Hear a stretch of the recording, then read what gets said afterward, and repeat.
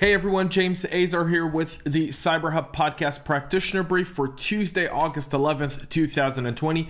Thanks so much for tuning into today's episode. Appreciate the feedback from yesterday. Got a lot to get to later in the episode just about that, so stay tuned. Before we get started, again, go to cyberhubpodcast.com. You can get our practitioner brief daily in your inbox. It's got all the links to all the stories, everything you need. We're not, on some of these links, we'll send you to other news sites to get some of this information. Other links, and most of our links, we try to send you directly to the website of the manufacturer or the software provider in order for you to find the patch that's necessary in order to get your system all set. Without further ado, let's get into today's practitioner brief, where Google Chrome browser bug exposes billions of users to data theft. A vulnerability in Google Chromium's based browser would allow attackers to bypass the content security policy on websites in order to steal data and execute rogue code. The CVE is 2020-6519er, and it's found in Chrome, Opera, and Edge on Windows, Mac, and Android, potentially affecting billions of web users, according to Perimeter X cybersecurity researcher Gal Wiseman. Chrome versions 73 through 83 are affected. 84 was released in July and thus fixed the issue. So if you're operating or you have any machines within your organization that haven't updated their Chrome browser, please make sure they do so now. A lot more detail on this specific vulnerability. Again, you can get that online at our website, cyberhubpodcast.com. Get our practitioner brief in your inbox daily, and that way you'll be able to read a lot more detail. Snapdragon chip flaw could facilitate mass Android spying. So we remain with the Android Google vulnerabilities.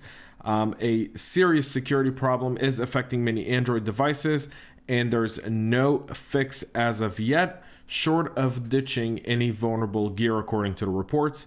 Researchers and our friends over at Checkpoint Software Technologies have counted over 400 flaws in Qualcomm's digital signal processor, which it calls the Hexagon DSP, and which is present in all Snapdragon systems on chip. The manufacturer Qualcomm is used in more than 40% of smartphones, including devices shipped by Samsung, Google, LG, OnePlus, Xiaomi, and others. The researchers estimate that there are more than 1 billion Android devices that have a Snapdragon chip and thus have the flaws that they found. There are several CVEs attributed to this: 2020 11201, 11202, 11206, 11207, 11208, and 11209er.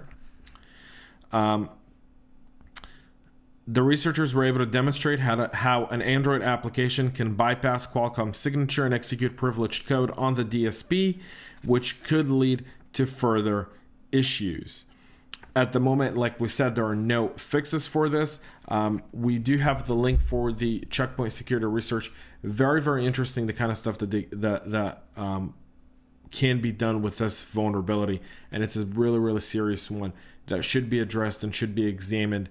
With no fix inside, it's going to come to a DLP policy within the organization, or simply communicating or switching devices, even for maybe some executives who may hold privileged or really classified data within the organization, to a device that is not vulnerable based on this specific vulnerability as well. In another report where DDoS attacks are cresting amid the pandemic, a recent report by Kaspersky says that DDoS events were up 3 times more frequent in comparison to the second quarter of last year. It's up 217%, and we're up 30% from the number of DDoS attacks observed in the first quarter of 2020. The trend is a bit alarming, although not to be surprised. Essentially, with the pandemic, we have seen an increase in DDoS attacks and the need to disturb businesses all over.